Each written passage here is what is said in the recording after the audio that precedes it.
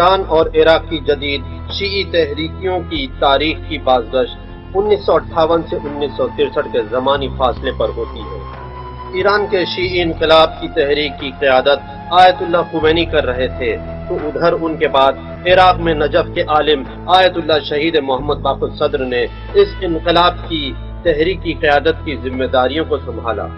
60 کی دہائی کی ابتدا کا دور بغداد کی تاریخ کا سنہرا دور تھا، جو کہ عبد الرحمن عارف اور عبد السلام کی حکومت کا زمانہ تھا، لیکن اس فرصت سے کوئی خاص فائدہ نہیں اٹھایا جا سکا۔ یہ موقع ہاتھ سے نکل گیا اور اب نہ چاہتے ہوئے بھی قدرت باسیوں کے ہاتھوں تھی۔ عبد الرحمن عارف کی جلا وطنی کے بعد احمد حسن بکر نے حکومت کی باغ دوڑ سنبھالی۔ یہ وہ زمانہ تھا کہ جب ایران کے مسلمانوں کی تحریک شاہ کی حکومت کا تختہ پلٹنے میں کامیاب ہو چکی تھی۔ آیت اللہ باقر صدر نے ایرانی انقلاب کی حمایت کا اعلان کیا اور اپنے مقلدوں سے کہا کہ انہیں امام خمینی کی شمع ہدایت کے گرد جمع ہو جانا چاہیے۔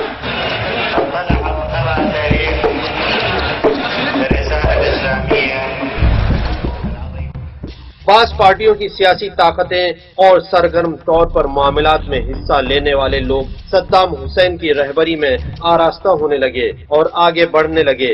صدام نے اس بات کو محسوس کیا کہ عراقیوں کی تحریک اس دور میں جب ایران میں اسلامی انقلاب ہو چکا ہے، اس کی حکومت کے لیے خطرہ بن سکتی ہے۔ اس خطرے کو صرف باسیوں ہی نے احساس نہیں کیا، بلکہ امریکیوں کو بھی خطرات نظر آنے لگے، لہذا اس تحریک کی لہر کو توڑنے کی بھرپور کوشش کی۔ ایران کے لوگوں میں نماز جمعہ کے خطبوں اور علماء دین کی تقریروں کے سبب کافی جوش و خروش پایا جاتا تھا، اور وہ انقلاب کی اس تحریک کو دیگر جگہوں تک پھیلانے کے سلسلے میں خوب نعرے لگاتے تھے، اور حکومت ان کو روکنے میں ناکام تھی۔ ایک دن مجھے وزارت خارجہ میں بلایا گیا اور تہران کے امام جمعہ کے خطبے پر اعتراض کرنے لگے۔ اس وقت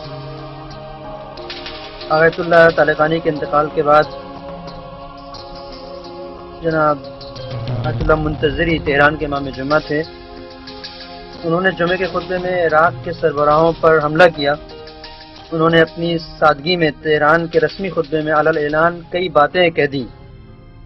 اسی بنا پر انہوں نے مجھے بلایا اور اعتراض کیا اور مجھ سے کہا کہ آپ صفائی دیں، ایسا خطبہ کیوں دیا گیا؟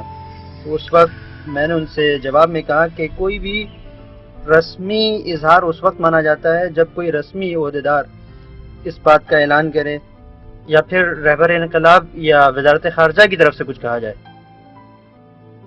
محمد حسن البکر نے ایران اور عراق کے درمیان مسائل کے حل کے لیے مذاکرات کے طریقہ کار کو اپناتے ہوئے مذاکرات کی پیشکش کی۔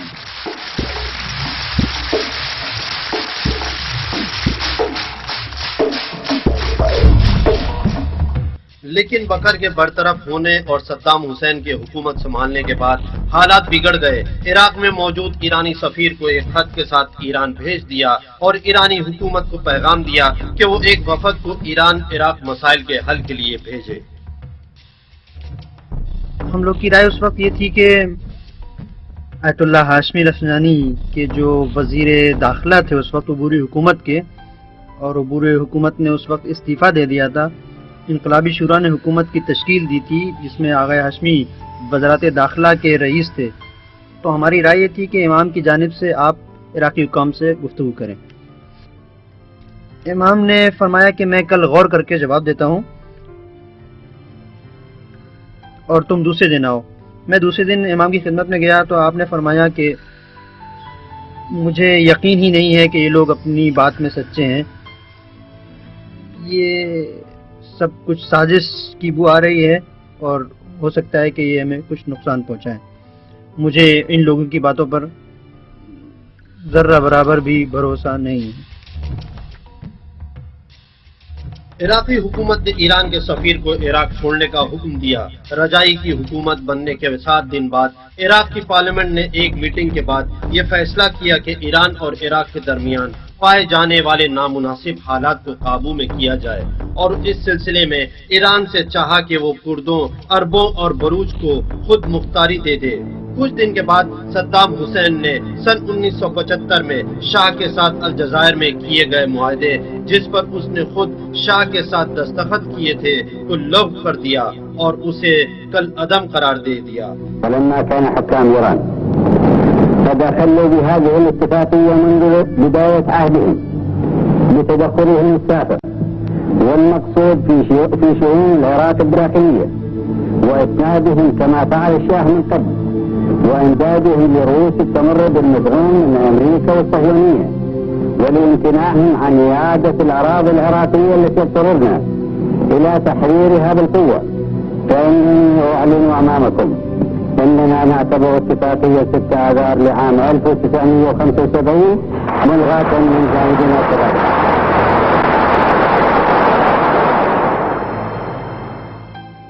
اس سے قبل جنگ کے شعلے بھڑک اٹھتے آیت اللہ صدر نے کہ جو باسیوں کے زیر نظر اپنے ہی گھر میں نظر بند تھے نے فتویٰ صادر کیا کہ ایران سے جنگ کرنا حرام ہے۔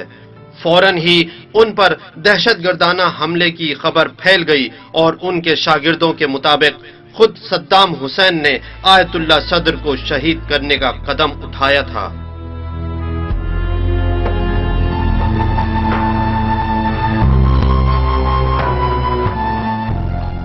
میں کھلے الفاظ میں کہتا ہوں کہ پوری دنیا نے مل کر ایران سے جنگ لڑی، لیکن بہت سے لوگ یہ سوچ رہے تھے کہ حکومت اسلامی کے آنے سے دنیا کے مظلوموں کی پسماندگی یا کم سے کم مسلمان یا عربوں کی پسماندگی دور ہو جائے گی، اور اس فکر میں تھے کہ یہ انقلابی لہریں ساری مستکبرین اور ظالم حکومتوں کو ختم کر دے گی، لیکن یہ انقلابی لہریں ایران کی حد تک ہی محدود رہ گئی۔ جہاں تک میرا خیال ہے کہ امام اس نتیجے پر پہنچے کہ جنگ بہت طویل ہو جائے گی، مغربی ممالک اور روس نے فیصلہ کر لیا تھا کہ عراق کو بچائے رکھیں گے۔ امریکہ خود اس علاقے میں آیا اور جنگ میں شامل ہوا۔ ہم خلیج فارس میں کئی بار امریکہ سے برسر پیکار ہوئے۔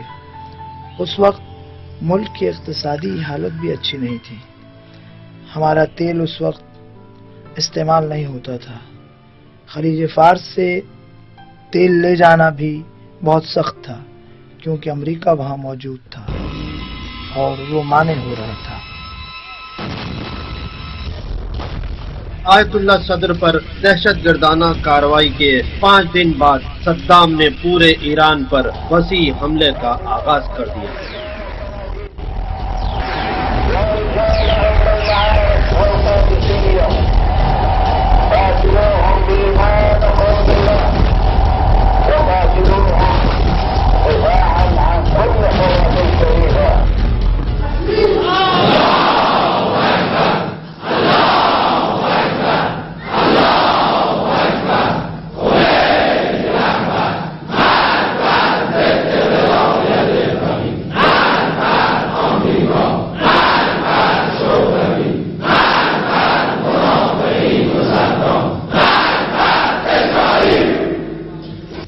کسی که ابتداعاً برای اینکه سردار قادسیه باشد تصریح کرد که من به کشوری که مجوس هستند دارم حمله میکنم و کشور ایران را مجوسی خواند و حمله خودش را حمله سردار قادسیه خوند و هیچ اعتقاد به اسلام و اخلاقیات اسلام نداشت، امروز ایرانیوں کو اس طرح کے حملے کی ذرا بھی امید نہیں تھی۔ عراقی فوج بغیر کسی مزاحمت کے آگے بڑھتی ہی چلی آ رہی تھی۔ میں خود جنگ کے زمانے میں بلغارستان گیا تھا۔ بلغارستان کے صدر جمہوری سے ملاقات کی تھی۔ اس نے مجھ سے کہا کہ جنگ شروع ہونے سے 1 ہفتہ پہلے طه یاسین رمضان میرے پاس آئے تھے اور مجھ سے کہا کہ ہم بہت جلد ایران پر حملہ کرنے والے ہیں۔ اسی وقت روس کے 30 سے 35 کم سے کم 20,000 پناہ گزین بغداد میں موجود تھے، لہذا روسیوں کو پوری خبر تھی۔ ہمارے پاس ثبوت موجود ہے کہ امریکہ کے سفیر تیل ابیب میں عراق کے ایران پر حملے شروع ہونے سے ایک ہفتہ پہلے اس کے موجودہ وزیر اعظم بیگن سے ملاقات کی۔ بیگن سے کہا کہ آئندہ کچھ دنوں میں بہت سے عراقی جہاز آئیں گے اور جارڈن کے ہوائی اڈے پر اتریں گے۔ یہ جہاز تمہاری ہوائی فضا سے گزریں گے اور تمہارے راڈار انہیں دیکھیں گے، لیکن یہ تم پر حملے کے لیے نہیں ہے۔ طے پایا ہے کہ عراق ایران پر حملہ کرے گا، تو ممکن ہے کہ ایران عراق پر بمباری کرے، اس لیے ہم ان جہازوں کو بچانا چاہتے ہیں۔ عراق کا حملہ اتنی تیزی سے بڑھ رہا تھا کہ صدام حسین نے اعلان کیا کہ ایک ہفتے میں تہران پر قبضہ ہو جائے گا۔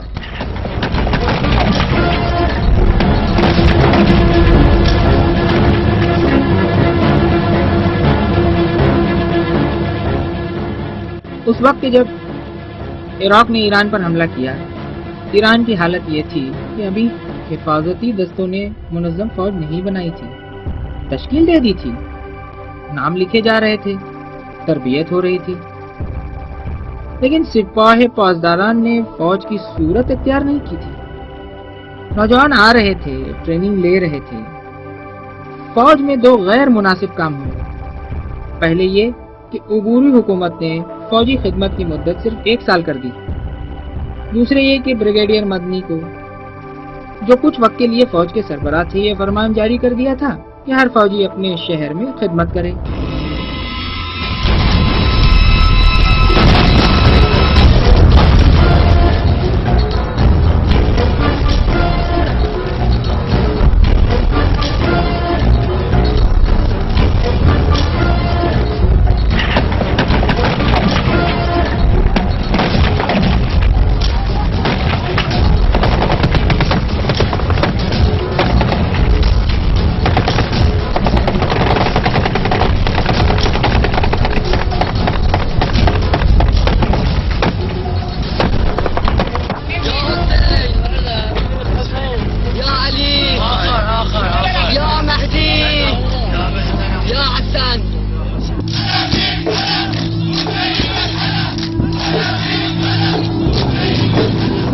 عراقی فوجیں جنگ کے ابتدائی ایام ہی میں ایران کے 1100 کلومیٹر تک اندر آ گئی تھی اور آگے بڑھ رہی تھی۔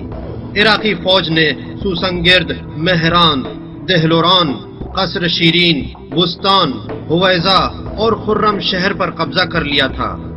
27 دسمبر 1980 کو صدام حسین نے اعلان کیا کہ عراق ایران سرحد وہیں سے ہوگی جہاں تک عراقی فوجیں آ چکی ہیں۔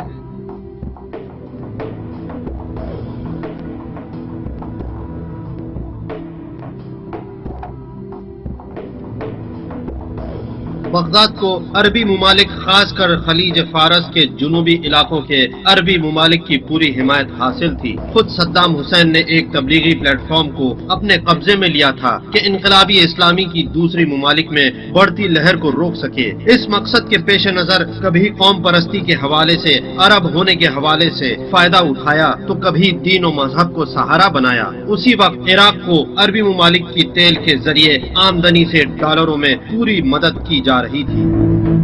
ليس بمقدورنا أن نتخلى عن العراق وهو في هذا الضرب، وهو الآن يحاول أن يدافع عن أرضه ولم يكن هو في أرض الغير، ولو كان في أرض الغير لممكن أن يكون لنا موقف آخر، ولكن ما دام أنه هو الآن قد في موقف دفاع عن النفس، فنجد أنفسنا بأننا يجب أن نكون بجانبه، لأننا لا نقبل أن تحتل أراضي عربية، لأن الأرض العراقية هي أرض عربية في نفس الوقت۔ میں جب سیریا کے صدر جمہوریہ محترم حافظ الاسد سے ملاقات کرنے گیا تو انہوں نے کہا کہ عربی ممالک کے کچھ روسا نے مجھ سے ٹیلی فون پر بات کرتے ہوئے کہا ہے کہ ایران کا 1 ہفتے میں خاتمہ کر دیں گے۔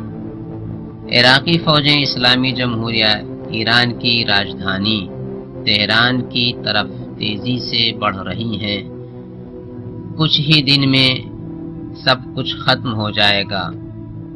حافظ اسد نے کہا کہ وہ فون پر کہا لگا رہا تھا اس بات پر کہ ایران عربی ملک عراق کے سامنے ایک ہفتے کے اندر گھٹنے ٹیک دے گا۔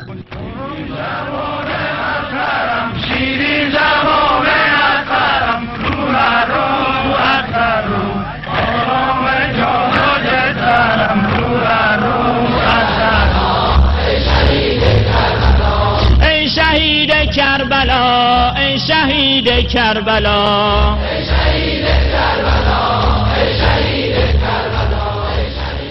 امام خمینی نے پچھلے تجربوں کو دوبارہ تکرار کیا۔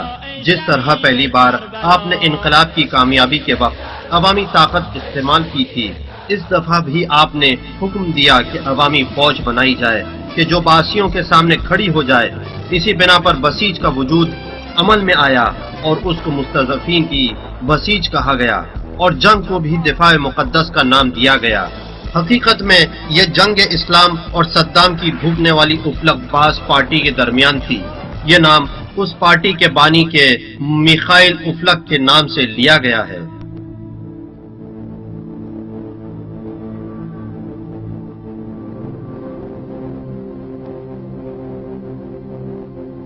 جب کہا کہ شہداء کی تعداد زیادہ ہے تو انہوں نے فرمایا کہ خدا کا شکر کرو کہ اس زمانے میں ہو کہ جس میں شہادت ممکن ہے۔ یہ آج ہم اس جنگ میں ہم اسلام کی دفاع کر رہے ہیں، اور جب ہمیں فوج کی ضرورت ہوتی ہے اس وقت امام کہتے کہ جوان جائیں اور اپنے ملک کی دفاع کریں، تو ہماری چھاونیاں جوان بسیجیوں سے بھر جاتی ہیں جو ٹریننگ لے کر لڑنے چلے جاتے ہیں۔ این جوانهای ما که میان و میگن ما میخوایم شهید بشیم، اینا خوف دارن از مردن. اینهایی که قسم میدن انسان رو که ما شهادت نصیبمون بکنیم، خدا بکنم، اینا خوف دارن از شهادت، از مردن خوف دارن.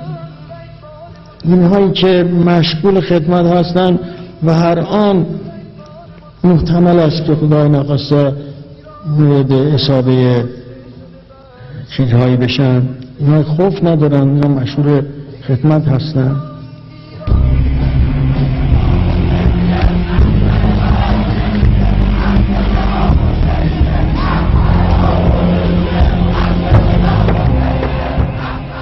ایران میں رہبری اور سیاست کو واضح طور پر ہم ایک دوسرے کے ساتھ دیکھتے تھے۔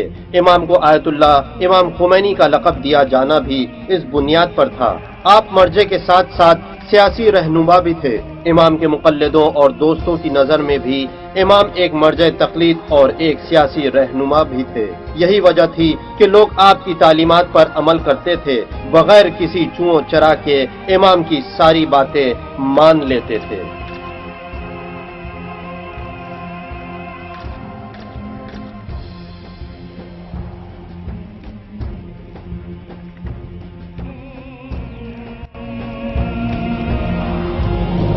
قوای مسلح ما در جبهه‌های جنگ باید توجه کنند که اونها برای خدا می جنگند، نه برای رئیس جمهور و برای نخست وزیر و برای دیگران. اونها دل را قوی تر کنند و هرچه اشخاص فاسد به این کشور صدمه وارد می کنند اونها قوی تر. ایرانیوں نے اپنی صفوں کو مرتب و منظم کر لیا، فوجی دستے بھی تشکیل دے دیے اور لوگوں کو تربیت دینے لگے، اور پوری طرح سے اس جنگ کو قومی جنگ کے طور پر پیش کیا۔ اس جنگ میں فوجیوں اور بسیجیوں کا بہت اہم اور حساس کردار تھا۔ 1 سال جنگ کے بعد حالات بدل گئے تھے۔ اب ایرانی دوبارہ اپنے غصب شدہ علاقوں کو واپس لینے لگے۔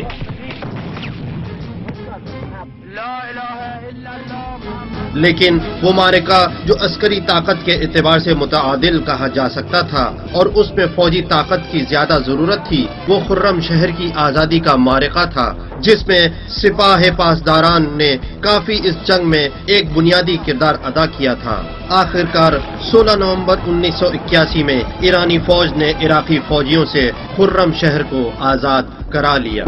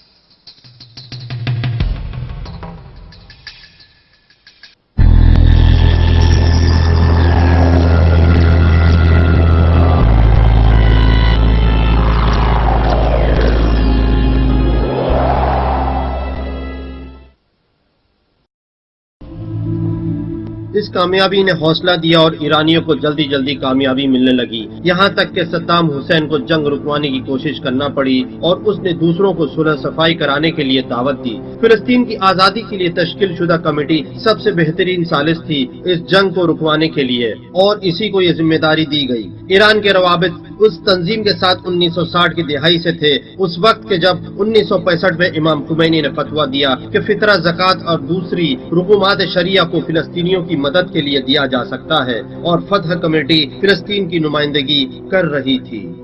فلسطینی انقلاب کی حمایت کے لیے اور اسی طرح لبنان و عراق کی عوام کی مدد کے لیے کمیٹیاں بنائی گئی۔ لبنان میں سبھی قوموں کی مدد کی، شیعوں کی، مسلمان کے دوسرے فرقوں کی، حتیٰ کہ مسیحیوں کی بھی مدد کی، اسی طرح سرکردہ افراد کی بھی مدد کی، کیونکہ اس زمانے میں بائیں بازو کے محاذ بہت سرگرم تھے اور ان کی اکثر سرگرمیاں سبھی مسلمان اور عربی ممالک میں تھی۔ ہم نے ان سے بڑھ کر عمل کیا، خاص کر سرکردہ افراد اور اسلامی دانشوروں کو۔ ہم شہید محمد منتظری اور دوسرے بہت سے لوگوں کے ساتھ مل کر کام کرتے تھے، وہ افراد جو تربیت دینے کے لیے ایران سے آتے تھے، جس میں ڈاکٹر چمران تھے کہ جو پہلے امریکہ میں اسلامی تحریکوں سے وابستہ تھے اور اس کے بعد فلسطینیوں کی تربیت کی۔ اسی طرح شیخ ہاشمی رفسنجانی نے لبنانی تحریکوں کو فلسطین کی مدد کے لیے تیار کیا اور جناب یاسر عرفات کے ساتھ لبنان کی ایک تربیتی کیمپ میں ملاقات کی اور ان کو یقین دلایا کہ ایرانی قوم اور ان کے علماء و مراجع تقلید سب فلسطینیوں کے ساتھ ہے اور ان کو حق دلانے میں پوری مدد کریں گے۔ ایرانیوں کا 1979 میں فلسطینیوں سے رابطہ اور مضبوط ہو گیا اور فلسطین کے تحریک آزادی کے نمائندے انقلاب کی کامیابی کے بعد پہلی بار ایران آئے۔ شام کے صدر جمہوریہ حافظ اسد نے فلسطین کے اس وفد کے آمد کے لیے اپنا خصوصی جہاز دیا۔ جب ہم ایران کی فضائی حدود میں داخل ہوئے تو اجازت نہیں ملی۔ در حقیقت ہم نہیں جانتے تھے کہ اجازت بھی لی جاتی ہے۔ ایک دفعہ دیکھا کہ چاروں اور فن تام ہوائی جہاز دکھائی دیے اور جہازوں نے ہمیں گھیر لیا۔ ہم ڈر گئے۔ ابو عمار سوئے ہوئے تھے۔ جب بیدار ہوئے تو ہم لوگوں سے کہا کہ ڈرو نہیں، یہ ہوائی جہاز کے جس نے ہمیشہ ہم پر بم برسائے ہیں آج آئے ہیں تاکہ ہماری حفاظت کریں۔ ہم نے ہوائی اڈے کے موصول سے رابطہ کیا۔ انہوں نے ہم سے سبھی افراد کے نام مانگے۔ ہم نام دے رہے تھے لیکن ابو عمار نے کہا کہ نہیں، نام بتانا خطرناک ہو سکتا ہے۔ ہم نے صرف اتنا کہا کہ فلسطین کا ایک اہم گروہ ہے۔ آدھے گھنٹے بعد ہم تہران ہوائی اڈے پہنچے اور دیکھا کہ یہاں کی دنیا کچھ الگ ہی ہے۔ یاسر عرفات کا ایران آنا ایک پاکیزہ اہم دوستی کی علامت تھی جس کی مثال دنیا نے نہیں دیکھی تھی۔ واقعاً کیسا ہو سکتا ہے کہ قوم آپس میں بھائی بھائی ہو جائے؟ ایران کے لوگوں نے ابو عمار کے سر کے چافے کو اور اس کے ہمراہ سبھی افراد کے سر کے چافوں کو لے لیا اور اس کے ٹکڑے ٹکڑے کر دیے اور اسے تبرک کے طور پر اور یادگار کے طور پر اپنے پاس رکھ لیے، جس طرح مسلمان کعبے کے غلاف کو برکت کے طور پر اپنے پاس رکھ لیا کرتے ہیں۔ ایران اور فلسطین کے درمیان یہ دوستی اور ہم آہنگی کچھ مدت تک اسی طرح قائم رہی، کیونکہ امام خمینی رضوان اللہ تعالی علیہ ہمیشہ فرماتے تھے کہ فلسطین ایک اسلامی مسئلہ ہے۔ آج ایران، کل فلسطین۔ حضور امام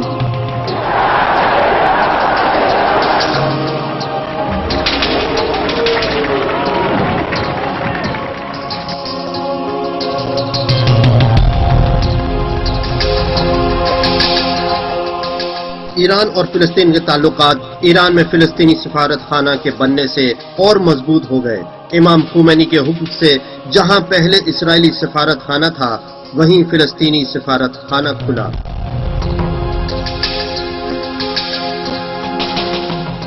17 اگست 1979 کو امام خمینی نے ہر رمضان کے آخری جمعے کو یوم قدس کا نام دیا اور کہا کہ صہیونی کے ناپاک وجود سے فلسطین کی آزادی کا مسئلہ قوموں کے درمیان سر فہرست رہنا چاہیے۔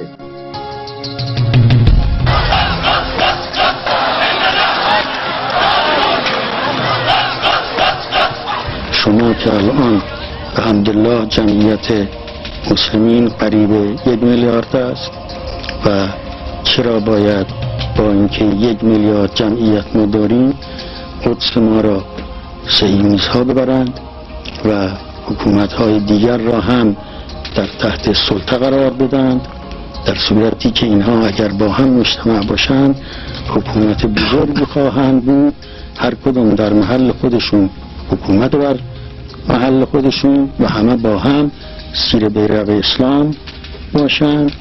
و انشاءالله من امیدوارم که این نصیحت را بپذیرید که این صلاح الدین و دنیای شما و ما و مسلمین است. و السلام علیکم و رحمت الله. وليسقطوا المسجد كما دخلوه أول مرة وليتبروا ما علوا تدبيرا. عسى ربكم أن يرحمكم ويجعلنا منكم إن شاء الله إن شاء الله. ونصلي في القدس إن شاء الله ونصلي في القدس إن شاء الله إن شاء الله. جنگ شروع ہونے کے 1 سال بعد امام نے فلسطین سے آنے والے ایک وفد کو اجازت دی۔ وہ لوگ آئے تھے کہ جنگ رکوانے میں ثالثی کرے، اور اس سلسلے کا پہلا وفد خلیل ابو جہاد کی سرپرستی میں آیا تھا۔ ابو جہاد نے کہا کہ ہم چاہتے ہیں کہ اس معاملے میں آگے آئیں تاکہ شاید کچھ فائدہ ہو سکے اور ایک دوسرے کو جوڑنے میں شاید ہم پل کا کام کر سکیں۔ مغربی ممالک میں ایران کے سلسلے سے ایک ناراضگی تھی، شاید ہم اس سلسلے میں کچھ کر سکتے، لیکن امام خمینی نے فرمایا ایران کے انقلاب کی اپنی کچھ الگ مشکلات ہیں، اور اسی طرح فلسطینی انقلاب کی بھی۔ بہتر ہے کہ ہر کوئی اپنی اپنی مشکلوں کو خود حل کرے اور اس سلسلے میں بات ختم ہو گئی۔ یاسر عرفات نے بھی اس مسئلے میں وساطت کے لیے خود کو وارد کیا اور ثالثی کا کردار ادا کرنے لگا۔ وہ بھی ایک وفد کے ساتھ ایران آیا اور امام کے ساتھ ملاقات کی اور دوبارہ ثالثی کرنے کی کوشش کی، لیکن امام نے قبول نہیں کیا، بلکہ اس سلسلے میں کوئی بات نہیں کی۔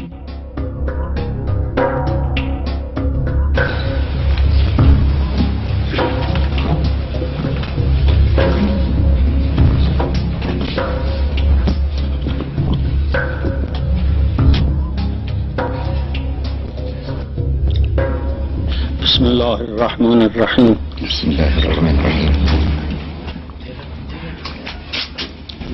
من لازم میدونم که به شما آقایان که در رأس بعضی از کشورهای اسلامی هستید نصیحت کنم.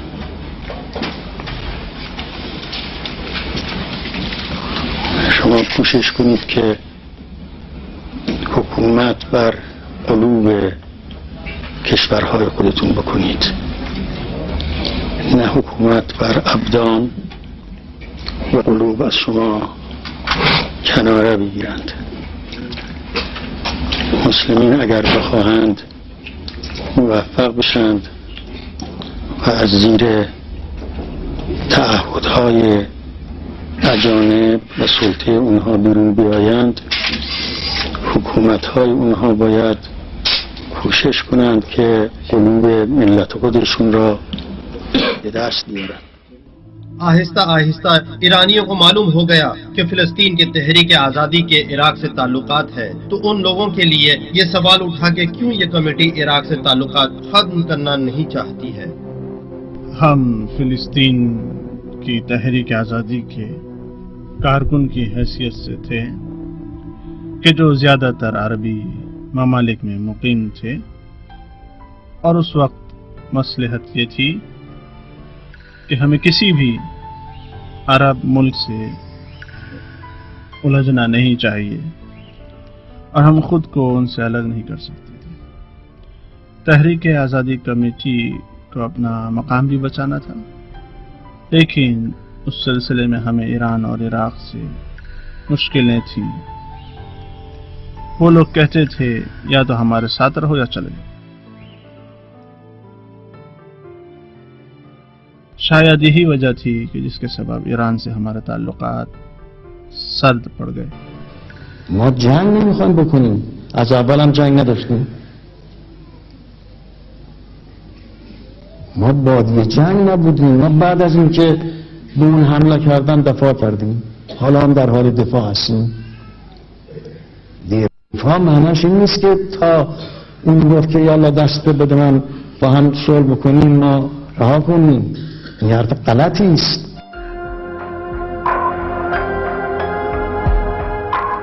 تحریک آزادی اور ایرانی حکومت نے اپنے تعلقات کو بچائے رکھا، لیکن پہلے کی طرح وہ جوش نہیں تھا۔ آہستہ آہستہ دونوں کے درمیان سیاسی و نظریاتی اختلاف وجود میں آنے لگے۔ ایران سے ہمارے تعلقات سست پڑ گئے۔ نہیں معلوم کہ یہ سستی کس وجہ سے ہوئی۔ شاید وہ ہم سے کچھ چاہتے تھے اور جسے ہم نے انجام نہیں دیا، یا شاید ہم ان سے کچھ چاہتے تھے جسے ایرانی حکومت نے انجام نہیں دیا۔ آپ کی طرف سے کیا مطالبے تھے؟ بالخصوص مالی امداد طلب تھی۔ یعنی ایرانی حکومت آپ کی مالی امداد نہیں کرتی تھی؟ جہاں تک مجھے یاد ہے کہ ایرانی حکومت نے کبھی ہماری مالی امداد کی ہو۔ اور سیاسی لحاظ سے کیا اس کی کوئی مثال دے سکتے ہیں؟ معنوی اور سیاسی امداد حاصل تھی، حالات کے مطابق۔ ایران کے فلسطین سے تعلقات صرف رسمی تھے کہ جو سرد پڑ گئے، لیکن فلسطینی عوام سے ایران کے تعلقات اسی طرح گرم رہے۔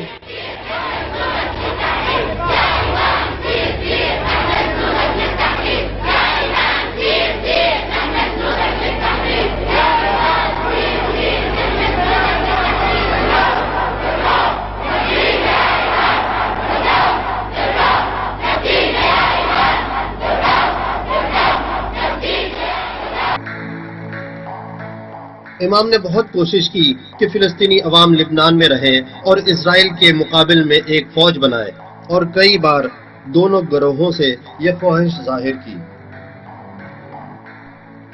جنگ کے زمانے میں کہ جب فلسطینیوں کا لبنان سے باہر نکلنے کا مسئلہ اٹھا تو امام نے پیغام دیا کہ فلسطینیوں کو لبنان سے باہر نہیں نکلنا چاہیے، وہیں پر رکے رہیں، لیکن انہوں نے نہیں مانا، اور وہ کام جو فتح نے یاسر عرفات کی رہبری میں اس وقت انجام دیے، ہم نے ان سے کسی کی بھی تائید نہیں کی اور قبول نہیں کیا۔ اس کے نتائج آپ دیکھ رہے ہیں۔ اتنے سالوں کے صلح اور دوستی کے مذاکرات کے باوجود انہیں کمرے میں بند کر رکھا ہے اور وہاں سے بھی باہر نکالنا چاہتے ہیں۔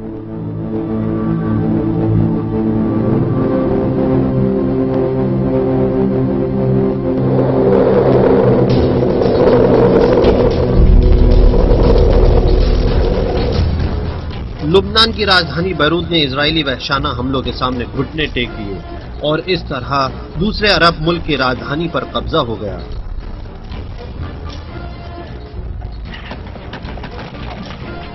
بہت سے لوگ تہران آئے، جن میں من جملہ آغائے حسین موسوی تحریک عمل کے ایک فعال اور سرگرم کارکن بھی تھے۔ میں انہیں ہاشمی رفسنجانی کے پاس لے گیا، ان کے گھر پر۔ وہاں ایک میٹنگ ہوئی جس میں 3 لوگ شامل تھے۔ جناب حسین موسوی صاحب یہ چاہتے تھے کہ جناب ہاشمی رفسنجانی صاحب امام تک ان کا ایک پیغام پہنچائے کہ اسرائیلی حملوں کے سامنے سبھی نے گھٹنے ٹیک دیے ہیں، یہاں تک کہ ہمارے قریبی لوگ بھی مخمصے کا شکار ہو گئے ہیں۔ اس کا علاج کیا ہے؟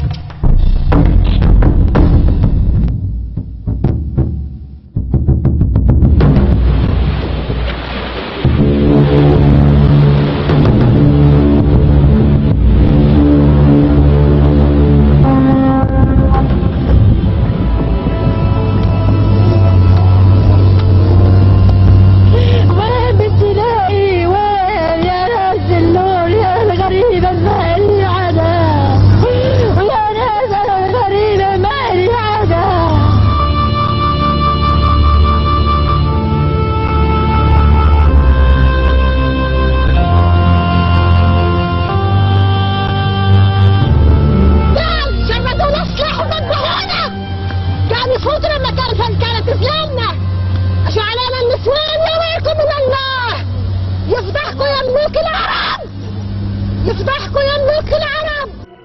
فلسطینیوں کے لبنان سے نکالے جانے پر لبنان کی اسلامی فوج کے سربراہ امام سے فوری ملاقات کی خواہش مند ہوئے اور سید عباس موسوی ایک وفد کے ساتھ امام سے ملاقات کرنے تہران آئے۔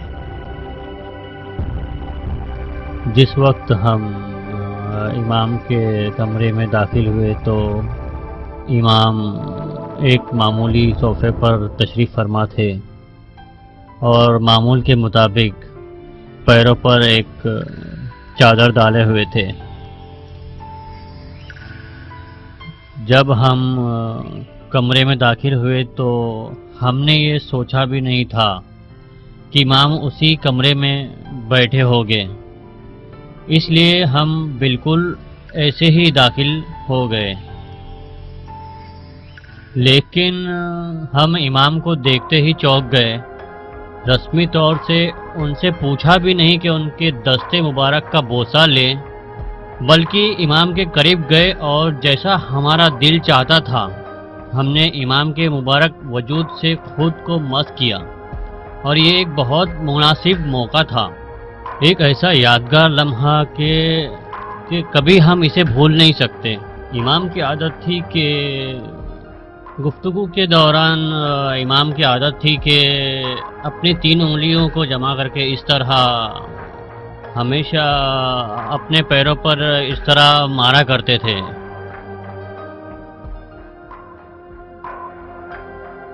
اس دن اس مرحلے پر امام خمینی رضوان اللہ تعالی علیہ نے اسرائیل سے مقابلے کی تاکید کی اور فرمایا کہ نئے سرے سے شروعات کر۔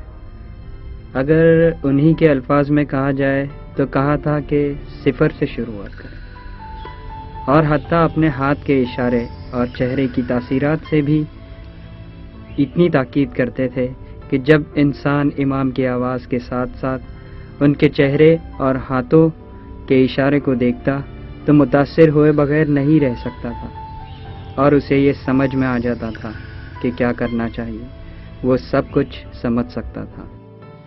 جتنے بھی افراد اس ملاقات میں تھے انہوں نے بعد میں حزب اللہ کی بنیادی ڈھانچے کی داغ بیل ڈالی۔ أهنئ نفسي وأهنئكم جميعا وأبارك لكم هذا الاجتماع ببركة الإمام اجتمعنا وأصبحنا نعي حكمة الإمام وعظمة الإمام والأفق الذي كان يفكر فيه الإمام.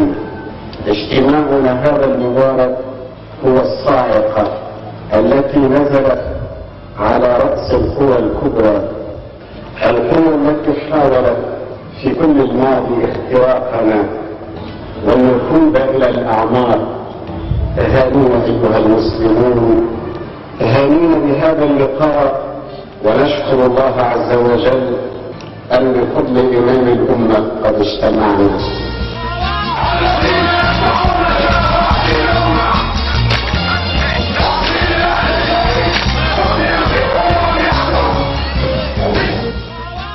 اس وقت امام نے حکم دیا کہ سپاہ پاسداران لبنان کی مدد کے لیے اپنے دستہ بھیجے، وہ بھی نومولود حزب اللہ کی مدد کے لیے۔ جب لبنان فوجی مدد بھیجنے کا طے ہوا تو میں دمشق اور بیروت گیا تاکہ ہماری فوج کے آنے کے انتظامات کر سکوں۔ زبدان کی ایک چھاونی میں فوج رکی اور بعد میں جنوبی لبنان گئی۔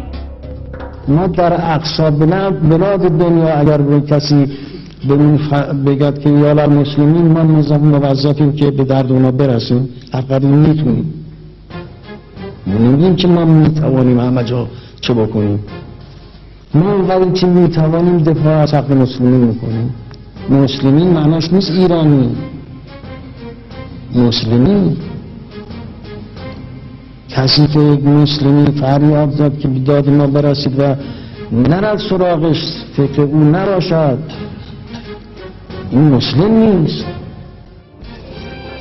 حزب اللہ کے سپاہیوں نے صہیونیوں سے مقابلے کے لیے گوریلا روش کو اپناتے ہوئے گوریلا لڑائی لڑی تھی، لیکن جس چیز نے حزب اللہ کی روش کے اندر ایک انقلاب پیدا کر دیا وہ خودکش حملات تھے۔ یہ بات سنی، آپ اسے فتویٰ کہے یا فرمان کا نام دو، ایک ایسی بات سننے میں آئی جس سے میدان جنگ پر بہت برا اثر پڑا۔ بات کچھ ایسی تھی کہ اسرائیل کے خلاف جنگ کرنا جائز نہیں ہے اور وہ خودکشی کرنے کے برابر ہے، کیونکہ ان کی جنگ شیعوں کے ساتھ نہیں بلکہ فلسطینیوں کے ساتھ تھی، اور اس فتوے کے بہت منفی اثرات ہوئے۔ میں فوراً امام کے پاس گیا اور امام کی خدمت میں حاضر ہوا اور انہیں ساری باتیں بیان کی۔ امام اس بات کو سن کے بہت ناراض ہوئے اور کہا کہ کسی نے اس بات کو ان سے منسوب کی ہے۔ میں نے ہرگز ایسی کوئی بات نہیں کہی ہے۔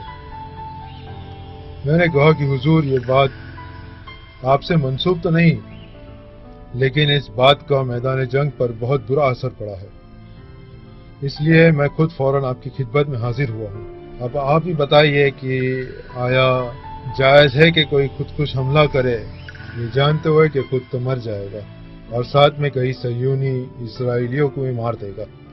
امام نے فرمایا بے شک جائز ہے، بے شک جائز ہے، اور ان کے اطراف میں بیٹھے ہوئے لوگوں نے بھی کہا کہ یہ خودکشی نہیں بلکہ شہادت طلبی ہے۔ میں نے خدا کا شکر کرتے ہوئے 3 مرتبہ تکبیر بلند کی، اللہ اکبر اللہ اکبر اللہ اکبر۔ خدا کا شکر کیا اور امام کا ہاتھ چوما اور کہا کہ اگر آپ اجازت دیں تو ہم اسے لکھ لیں اور اسے سند کے طور پر اپنے ساتھ لبنان لے جائیں۔ انشاءاللہ بہت جلد آپ اپنے فرزندوں کے فاتحانہ حملات کی خبر سنیں گے اور وہ آپ کی خوشی کا باعث بنے گی انشاءاللہ۔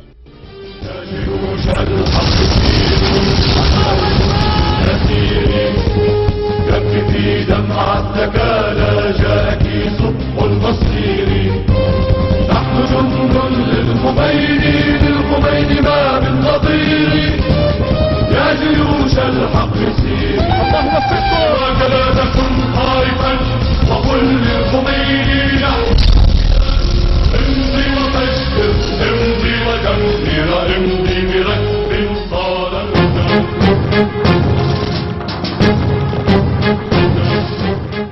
ایران نے بہت سختیاں برداشت کی کہ دشمن سے مقابلے کے لیے ضروری اسلحوں کو فراہم کر سکے، جبکہ مغرب اور سوویت یونین عراق کی ضرورت کے مطابق اسے اسلحہ فراہم کر رہے تھے۔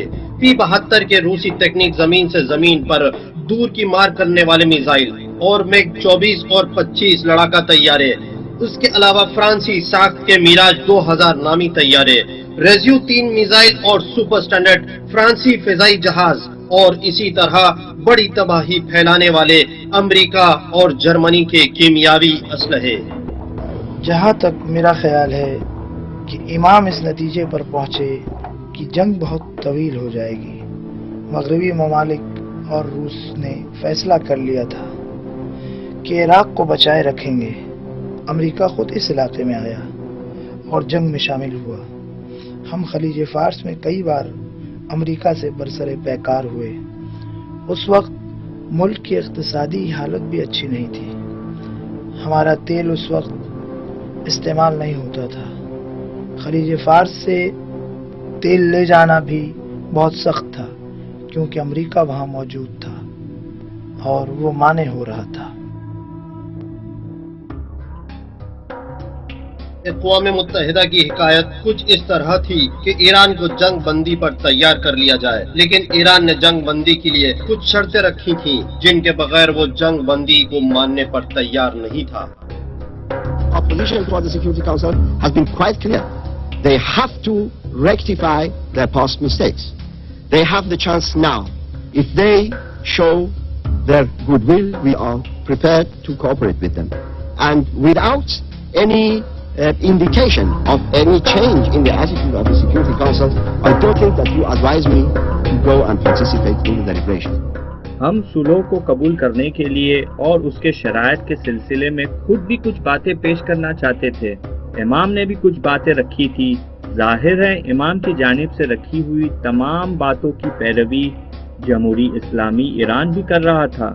ان شرائط میں ایک شرط یہ بھی تھی کہ جس نے ایران کی خاک پر غاصبانہ تسلط قائم کیا تھا وہ ایرانی زمین کو چھوڑ کر بین الاقوامی سرحد تک پیچھے ہٹ جائے اور اسی جگہ واپس چلے جائیں جہاں وہ پہلے تھا۔ اور دوسری شرط یہ تھی کہ اقوام متحدہ اس بات کو واضح کرے کہ تجاوز کس نے کیا تھا۔ اسلامی جمہوری کے مطابق اقوام متحدہ اور مذاکرات، لیکن کچھ حاصل نہیں ہوا۔ یہاں تک کہ 598 کی قرارداد پاس ہوئی۔ 598 کے قرارداد کی شکل گری۔ میں جمہوری اسلامی ایران کے وزارت خارجہ کی نیو یارک میں نمائندگی کی بنا پر میں تمام بحثوں میں شامل رہا اور واضح طور پر ایران یہ چاہتا تھا کہ ان دنوں دو چیزوں کا لحاظ کیا جائے، ایک بین الاقوامی سرحدوں سے عقب نشینی، دوسرے متجاوز کی نشاندگی۔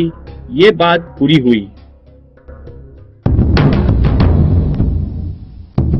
اس وقت ایرانی فوج کے کمانڈرز یہ بات کہہ رہے تھے کہ موجودہ صورتحال میں فوج کا پیچھے ہٹنا مناسب نہیں، کیونکہ دشمن کی جانب سے فریبی ہتھ کنڈے اور اس کے منصوبے بند سازش کا احتمال تھا۔ لیکن اس وقت کی موجودہ حکومت، مبصرین اور ماہرین نے 8 سال کی طویل جنگ کے بعد یہ فیصلہ کیا کہ فوج کو اب پیچھے ہٹ جانا چاہیے تاکہ قوم کو اس سے زیادہ نقصان نہ اٹھانا پڑے۔ ہر دن کی جنگ کا خرچ سینکڑوں ملین تومان کے آنکڑے کو پار کر رہا تھا۔ اسی بنیاد پر امام خمینی نے 20 جولائی 1988 598 قرارداد کو منظور کر لیا۔ آپ کے اس فیصلے نے ہر ایک کو حیرت میں ڈال دیا تھا۔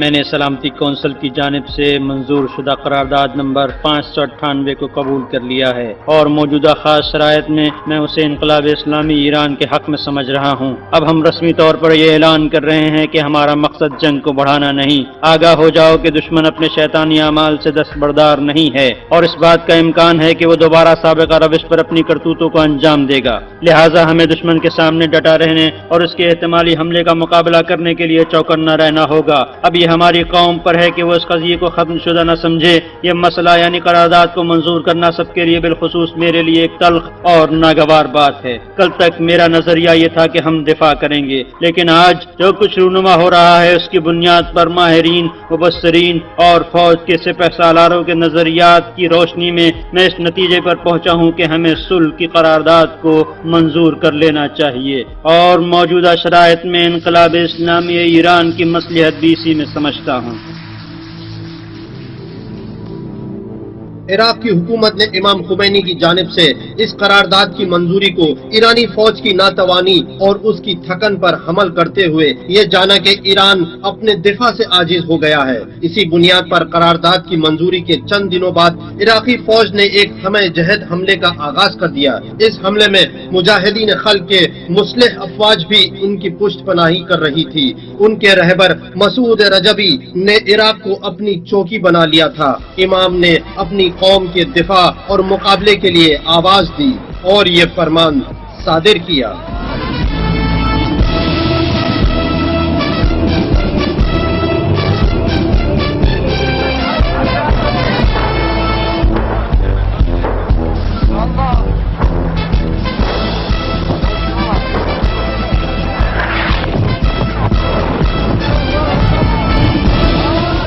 لوگوں کو محاذ جنگ پھر سے سنبھال لینا چاہیے، چنانچہ لوگ چھاونیوں اور فوجی مراکز کی طرف گئے اور اس کے بعد محاذ جنگ پر پھیل گئے تاکہ جنگ کو ایک نئے مرحلے میں پہنچا سکے۔ ایک ہمہ گیر حملے کا آغاز ہوا۔ اس آپریشن کا نام مرصاد رکھا گیا۔ 3 دن کے بعد ایران کی تینوں طاقتوں یعنی فوج، سپاہ اور بسیج نے مل کر دشمن پر سب شکن حملات کیے اور دشمن کی صفوں کو تہس نہس کر دیا۔ ولا حول ولا قوة إلا بالله العلي العظيم يا زينب يا زينب يا زينب سلام الله عليها لبيك يا أبا عبد الله الحسين.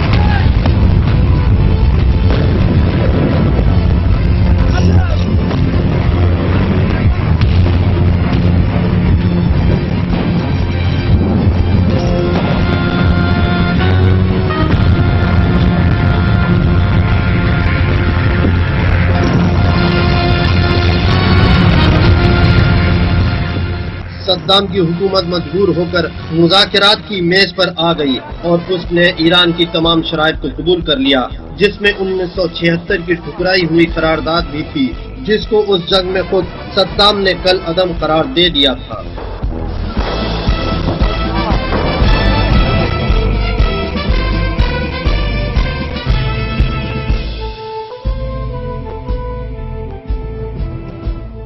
حال است که این کشور روی آرامش به خودش ببیند، نه کشور ما، نه عراق، نه خلیجی ها این خلیجی ها توجه ندارن به این که اگر صدام بلا پیدا کند با اونا چه خواهد کرد. حالایی که مثل موش دارد این بر اون بر میرد به اونها تشر میزند.